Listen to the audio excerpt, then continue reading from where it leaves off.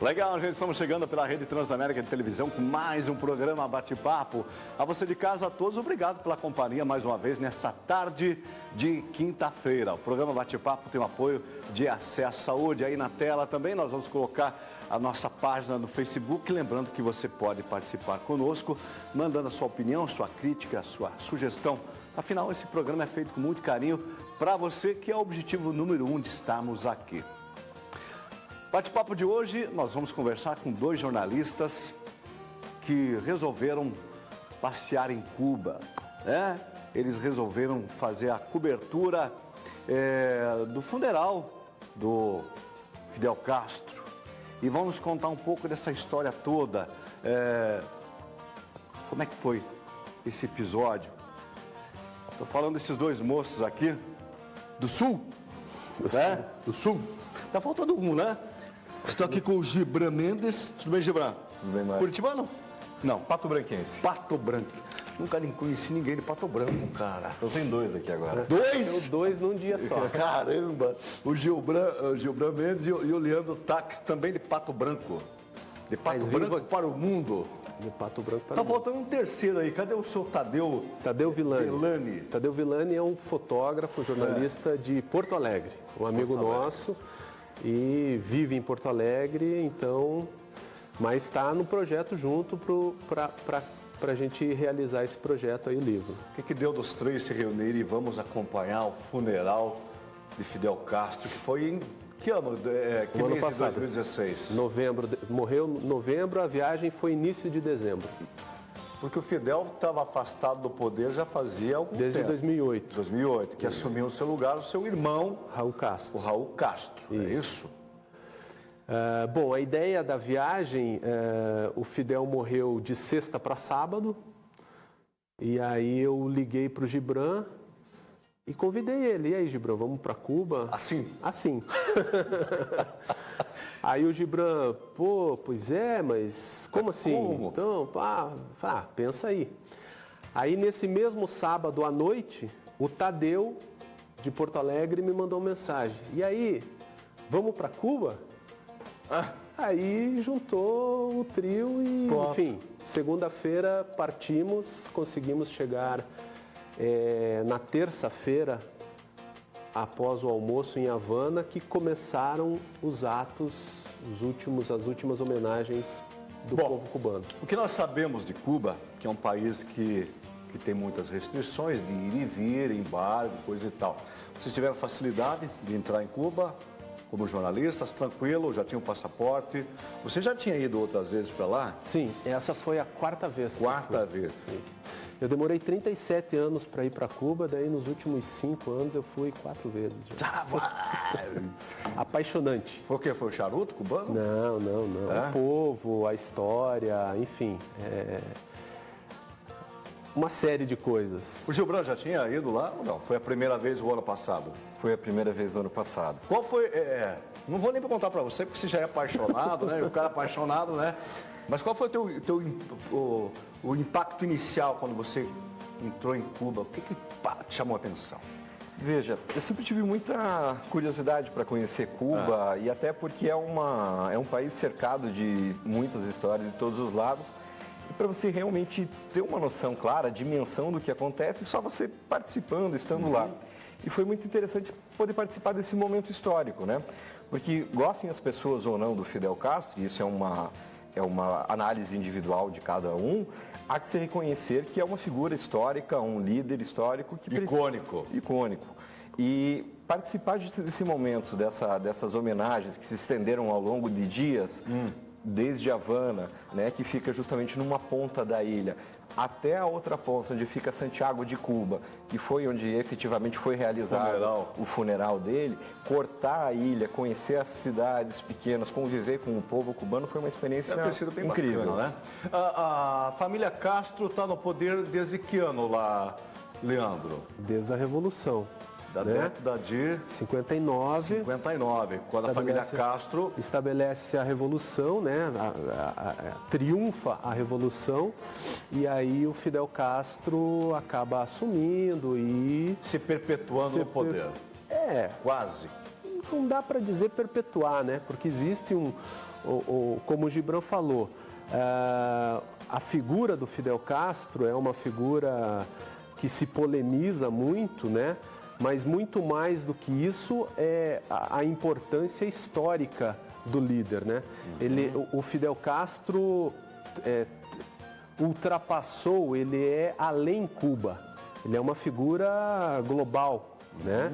De respeito, claro, muito odiado por algumas pessoas, admirado por tantas outras. Então ele extrapola a ilha. Esse governo Fidel Castro, ele trouxe muitos impeditivos para Cuba. Um deles é o embargo econômico. Mas o embargo não foi. O embargo é externo a Cuba, né? Quem aplica o embargo é o resto do mundo, né? Por conta das posições que as a revolução ideológicas. O que a revolução prega, né? O não alinhamento, por exemplo, com o governo... O bloco capitalista. Com o governo americano, que na verdade já são, se não me engano, 11 presidentes americanos que, vamos dizer assim, Cuba desafia, no sentido de não se alinhar, né? Fala-se muito de Cuba, mas o que se aplicou em Cuba, no que diz respeito à distribuição, à educação, à saúde, tem muita coisa que não se admite. Outros países não admitem, e daí o embargo econômico, que é talvez o fato que mais complica no que diz respeito principalmente à economia. A Cuba sempre manteve estreitas relações com a antiga União Soviética. Sim. Parcerias e acordos bilaterais, né? E esse acordo terminou na década de 90. Com a queda do Muro de Berlim e o fim da Guerra Fria, do Bloco Socialista. E eu estava conversando com o pessoal aqui, houve um choque, né? Porque eles, de certa forma, viviam economicamente ativo, né? As relações bilaterais. É isso, gente? Exatamente. Para se ter uma ideia, economicamente falando, quando acaba o Bloco Socialista, o comércio que se estabelecia com esse bloco girava em torno de 85% a 90%. Imagine um país perder isso em 90 dias. Há um choque econômico em qualquer nação. Então, e aí um período que Fidel Castro chamava de período especial, que foi principalmente a década de 90, que foi esse fim desse comércio, dessas relações comerciais, diminuição bem grande, né, vamos chamar assim, e você precisa se readequar. E foi o que Cuba fez. E a partir daí, Cuba começa a abrir mais o país no sentido do turismo, como forma de incentivar a economia. Porque precisa. Exatamente. A única fonte hoje, me corrijam se estiver falando besteira, mas a principal fonte hoje da economia cubana ainda é o turismo. Principal. Não a única, né? Mas a principal, né? Sim. Depois tem os commodities. Tem a produção, cana, açúcar e tudo mais, né? E principalmente os médicos, os famosos médicos cubanos. Os médicos cubanos, que inclusive nós tivemos, né? Ainda temos. Estamos tendo o prazer de importá-los. E que vão inclusive para países desenvolvidos, inclusive na Europa e tal, justamente por conta do modelo cubano, que ele é um modelo de promoção à saúde, ou seja, você investe na saúde das pessoas antes que elas adoeçam. E inclusive esse modelo ele é adotado por parte dos países, aqui mesmo no Brasil, o Programa Médicos da Família, o Programa Saúde da Família, por exemplo, tem uma clara inspiração cubana. O próprio modelo de urgência, de atendimento de urgência e emergência do SUS, também tem uma clara inspiração cubana nessa coisa do atendimento, principalmente no atendimento universal da saúde. Agora pergunta-se como que um país que tem escassez de recursos consegue promover profissionais que são gabaritados e têm facilidade de ser colocados para trabalhar em qualquer lugar do mundo.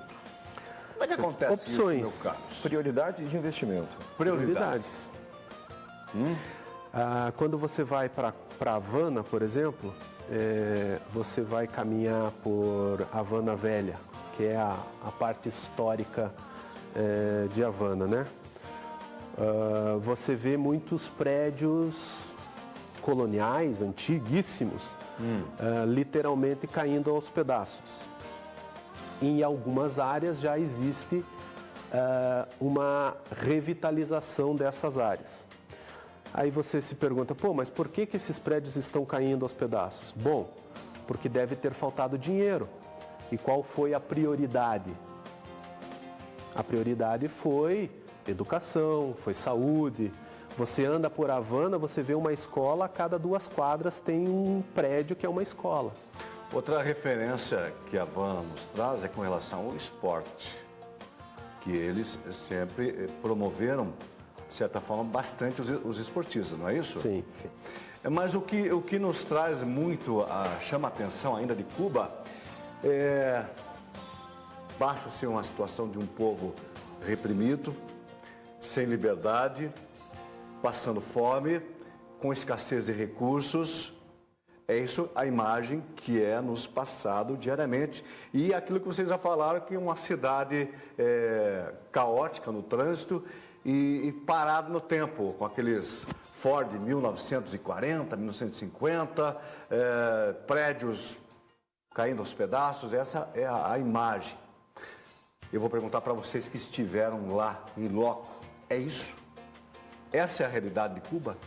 Ou não? Não. Não. Não, na verdade você tem de fato uma escassez de recursos até em virtude do próprio embargo que impõe sérias limitações para o povo cubano e para o governo cubano, mas não há fome. Existem supermercados lá? Vamos prático. Sim. Porque lá é um país, de certa forma, que vai na contramão, né? Do capitalismo. Existe rede de supermercados? Sim, existe mercado, existe mecânica, existe tudo. Aquela famosa frase, né? Hoje 200 milhões de crianças vão dormir na rua, nenhuma será cubana. Resume, É isso. responde essa tua pergunta. O povo passa fome lá? Não. Não. O povo que eu digo, as classes minoritárias. Veja, a gente entrou em um prédio em Havana que foi uma casa de um conde, uma figura muito importante na época, que foi desapropriado, um verdadeiro palacete, e que hoje vivem várias famílias nesse espaço, nesse edifício. E quando a gente chegou lá, nos identificamos como brasileiros e tal, e as pessoas brincaram, rindo, aqui é a nossa favela. Então a gente esteve de fato em locais que seriam os locais mais pobres de Cuba e as pessoas têm acesso a eletrodomésticos, não há, sob hipótese alguma, como o Leandro comentou, alguém passando fome. O que existe são algumas limitações de consumo mais provenientes Ostentação e luxo. Por exemplo, em Cuba há iPhone. Há iPhone. Sim, existem iPhones em Cuba. As pessoas acham que não existe. Existe. Existe internet, existe computador, existem carros mais novos, não são só os antigos, entende? E a internet, por exemplo, existem locais públicos, praças, onde você passa e é muito comum você ver um grupo grande de pessoas sentadas numa praça, todos com seus smartphones acessando a internet. Nós ouvimos também falar da limitação do ir e vir. Aquela famosa liberdade que nós, seres humanos, gostamos muito de eu vou e volto quando eu quero. Desde que você tenha dinheiro. Como é que é essa questão lá em Cuba? Veja, não há uma limitação, digamos, legal de restrição de indivíduos de pessoas. A própria Ione Sanches, aquela blogueira que se tornou famosa sendo crítica ao regime, ela entra e sai de Cuba a hora que deseja. O que você tem de limitação, de fato, como o Leandro disse, é uma questão de recursos financeiros. Custa caro para ter um passaporte. Mas isso não é só uma questão de Cuba, né? Vários países, inclusive os nossos, muitas pessoas aqui no Brasil não têm condições de sair para o exterior justamente por falta de recursos. Então, generalizar isso como um problema de limitação de liberdade, no meu ponto de vista, é uma visão um tanto quanto equivocada. Bom, no próximo bloco nós vamos ver, então, eles nos relatando como é que foi a viagem a Cuba, né?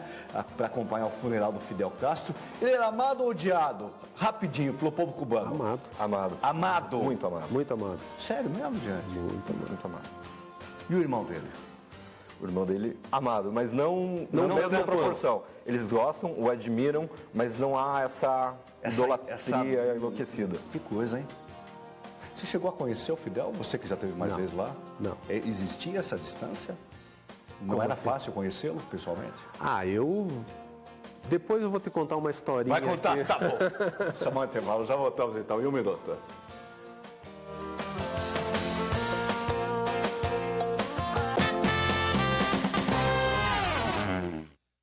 Olá pessoal, meus amados, eu sou a Yumi Nakagaki e vim aqui convidar vocês aí de casa para estar assistindo o nosso programa Noite Gospel, às segundas e sextas-feiras, às 10 horas da noite. Deus abençoe vocês. Programa Noite Gospel, oferecimento TK Truck. Acesse tktruck.com.br. Existem 3 maneiras de ter acesso à saúde: sistema público, plano de saúde e particular. Você já imaginou um sistema de saúde sem mensalidade? Acesso Saúde. No Acesso Saúde você encontra atendimento médico e exames de várias especialidades. E você só paga quando usa.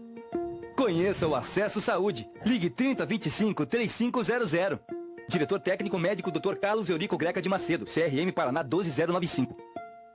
Dia 22 de julho, eles estão mais uma vez em Curitiba. Rosa de Saron, no Teatro Positivo. E aí, paranaense, nós somos a banda Rosa de Saron. Dia 22 de julho estaremos no Teatro Positivo em Curitiba. Nos encontramos lá. Garanta já o seu ingresso através do Disque Ingressos.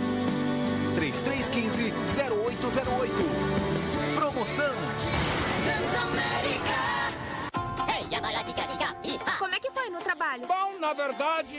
Tá demitido! Lucy e eu fomos convidados a não trabalhar na AVL nunca mais. Não! da Illumination. Vamos voltar pra vilania. Agora vocês são vilões? Ah, não.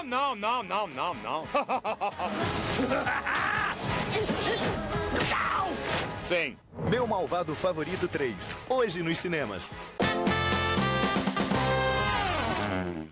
Legal, gente, estamos de volta. Antes de continuar o bate-papo aqui com os dois jornalistas aventureiros, tem um recado para você de casa. E esse recado é para você que precisa fazer uma consulta médica com um médico especialista, mas não tem um plano de saúde. Ainda bem que existe o Acesso Saúde, que é um sistema de convênio médico, porém não tem mensalidade, não tem anuidade, não tem carência e nem limite de idade, é para toda a família. Você só paga o valor da consulta e ponto final. E o valor da consulta é muito pequeno, cabe no orçamento de todo e qualquer brasileiro. Para você marcar é muito simples, basta ligar agora. O telefone está na sua tela, 3025-3500 e é isso. Ah, eu quero conhecer, então vai até lá. Barão do Seu Azul 798, bem aqui no coração da cidade. Vai até lá, fala que ouviu esse recado aqui na TV Transamérica e você faz a sua carteirinha na hora, sem custo algum. Acesso Saúde, Barão do Seu Azul 798. Eu estou conversando aqui com esses dois aventureiros jornalistas, o Gilbran Mendes e o Tadeu, ou melhor, o Leandro Tax. Eu falei o Tadeu, mas o Tadeu não está aqui, é gaúcho. Está lá em Porto Alegre tomando chimarrão, não pôde vir aqui. E eles fizeram uma viagem no ano passado para acompanhar o funeral do Fidel Castro. E vieram nos contar. E o bacana é que isso aí vai virar um livro, né, moçada? Vai virar um livrinho. A gente está agora com uma campanha de financiamento coletivo, numa plataforma chamada Kikante, onde a gente está buscando recursos para fazer o financiamento do livro, para publicá-lo ainda esse ano. Aí as pessoas vão perguntar, vocês vão contar o que viram ou o que vocês sentem? A gente vai contar o que a gente viu. Porque tem uma visão jornalista, e vou usar até um termo que vocês usam, que é o jornalista com J, né? Que é a visão mais pragmática, né? Mais a cuidada da coisa, quase que um relato, né? Um diário de bordo. Ou vocês vão colocar paixão aí? Paixão não pode, hein? Eita. Aqui é com o Gibran. Então a gente tem a parte de texto do livro, ela busca uma narrativa que tem como fio condutor essa viagem que a gente fez, que foram mais de 2.000 quilômetros em um Dodge 56, que a gente viajando dia e noite atrás do funeral, acompanhando em algumas cidades essa caravana fúnebre que atravessou a ilha. Quanto tempo demorou esse funeral? O funeral em si foram... Porque ele cortou o país, não? Ele morreu na sexta-feira e foi enterrado no sábado da semana seguinte. Um mês, então? Uma semana. Então, assim, morreu de sexta para sábado. Terça-feira houve o primeiro ato em Havana, na Praça da Revolução. E na quarta-feira de manhã saiu a caixinha...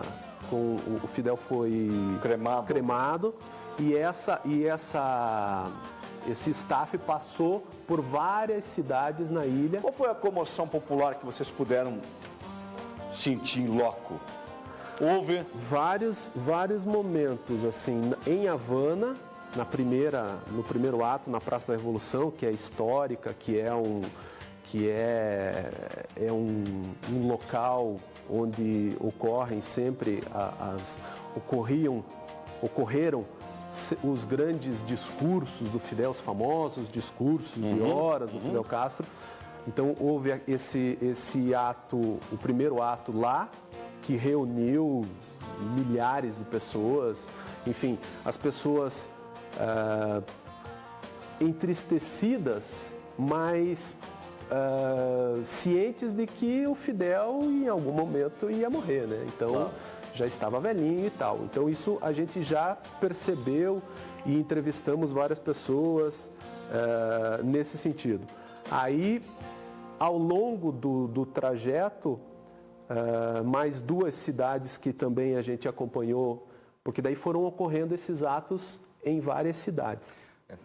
E aí, no final, já em Santiago de Cuba, na Praça Céspedes, que houve um último adeus que, para mim, foi bem marcante. Mas o que me marcou mesmo foi quando a gente estava chegando em Santiago de Cuba, aproximadamente uns 80 quilômetros, estava passando lá de madrugada, umas 4, 5 horas da manhã, e o táxi e eu estávamos dormindo no carro, e o Tadeu nos acordou: acordem, vocês precisam ver isso. Quando a gente acordou, você tinha uma fila enorme de pessoas dos dois lados da rua, todas aguardando o cortejo que passaria por ali aproximadamente umas 10 horas depois. E de madrugada as pessoas já estavam na rua esperando aquele cortejo. Então foi um negócio assim, uma cena que marcou. Já o irmão, o Raul, não tem esse carisma. Carisma, eu acho que é essa palavra, né? Enquanto você fala, nós vamos ver algumas fotos ali e nós vamos conversando sobre a foto e esse carisma que o Raul não tem. Aí a foto do Fidel, é isso? Isso. Na Praça Céspedes, onde foi, em Santiago de Cuba, a última homenagem pública a ele. Você que optou fazer em preto e branco essa foto? Vocês optaram? Sim. Tudo preto e branco. Que bonita foto, hein? Essa aqui... Volta aquela... não sei, olha essa imagem aí, gente. Que coisa. Aí, segura essa foto aí pra gente, por favor, produção. Fala dessa foto aí. Então, essa foto, na verdade, assim, durante as manifestações as pessoas carregavam imagens do Fidel, bandeiras de Cuba, né? E aí a gente ia conversando, ia entrevistando. Vocês pararam para conversar com esse povo todo? Sim. O que eles falavam para vocês ali no pé da orelha? Fidel era o pai deles. O pai deles, era o segundo pai deles. Foi isso que eles ouviram a vida inteira, inclusive dos próprios pais. Bacana isso. E toda a narrativa do livro, ela parte a partir do ponto de vista dessas pessoas. Quando você pergunta se é a nossa opinião, na verdade não. Nossa opinião não é uma opinião de autoridades cubanas. Todo o livro é baseado no depoimento dessas pessoas. Essa foto é bem interessante. Você falou algo bem interessante. O meu pai falou que ele era assim, sempre foi o meu pai, né? Fidel era um pai, isso passou de geração em geração. E essa moçada aí, o jovem que é mais reticente a tudo, já tem uma visão mais global.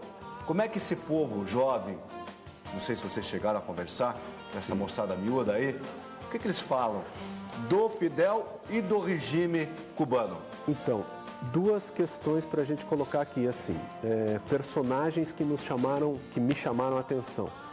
No primeiro dia nós entrevistamos uma senhora, o Gibran entrevistou, uma senhora que tinha 67 anos, ou seja, né, claro, uma idosa. Ok. Ou seja, a Revolução aconteceu em 59, ela era uma criança quando triunfou a Revolução. Ela usufruiu muito dessa Revolução. Ela vivenciou. Ela vivenciou isso. A filha dela... Essa senhora que está no vídeo agora. Essa senhora aí. Segura essa foto pra gente. Essa personagem. Então, ela vivenciou, ela e o marido nos narraram isso. E eles são muito gratos ao Fidel, e não só ao Fidel, isso que é importante a gente salientar, a Revolução. A Revolução. Porque a Revolução não é só o Fidel. Okay. O Fidel é a figura, a Revolução melhorou a vida deles na época. Não só... Essa é a foto do Fidel jovem aí? Isso. Que bacana isso, hein? Exatamente. Aí nós entrevistamos pessoas mais jovens, né? Os filhos, os netos dessa pessoa, que também têm essa noção da Revolução, da importância da Revolução. Mas essa Revolução, ela não é muito, quase que a assinatura do povo cubano, porque eu sou um revolucionário. Essa visão mais pulsante do que propriamente dito uma revolução com benefícios pontuais na vida do dia a dia do cubano. Talvez eles não tenham aprendido a viver com aquela limitação. Mas aí que está, o que você fala com limitação? O que você quer dizer com limitação? Nós temos ainda essa visão capitalista e consumista, né? De hábitos de alimentação, vestuário. Talvez eles tenham vivido, né? Gerações vivendo naquele contexto.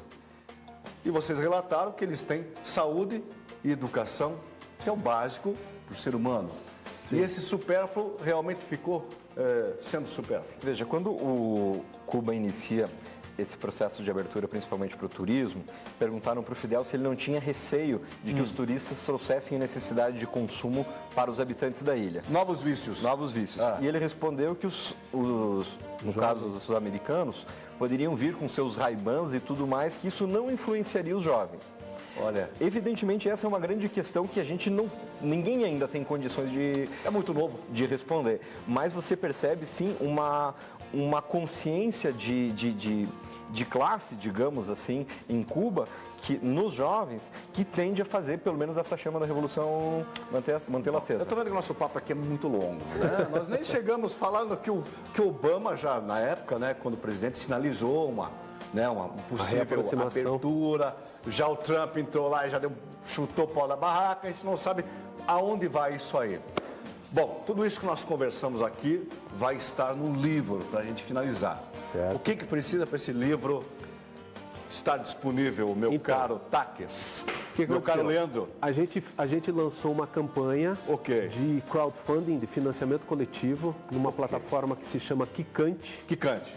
E Eu Sou Fidel é o nome do nosso livro. Ok. Você entra nessa plataforma e escolhe as recompensas que você deseja. Você pode contribuir desde com R$25 até R$140. Como é que o público pode ter acesso a essa plataforma? www.quicante.com.br e daí você joga lá, Eu Sou Fidel. Então vai lá, está o relato do que vocês estão propondo. Exatamente, e as possibilidades de contribuição. Na verdade, isso não é doação, não é nada. Você está fazendo uma pré-compra. Investimento. Nós estamos fazendo uma pré-venda, na verdade. Pré-venda. Certo? Estou ávido para ver esse livro, que deve ser algo muito... Creio que em 60 dias a gente já esteja com o livro pronto. Traga um livro aqui, hein? Traremos. Moçada, parabéns pelo trabalho. Valeu. Volta a falar outra ocasião daquele outro livro. Voltaremos. Que você já quase cubano, pelo que eu estou vendo aí. Voltaremos. Traz o charuto, por favor. Tá bom. Moçada, obrigado, viu? Gente, obrigado, viu? Abraço a todos, até amanhã, se Deus quiser.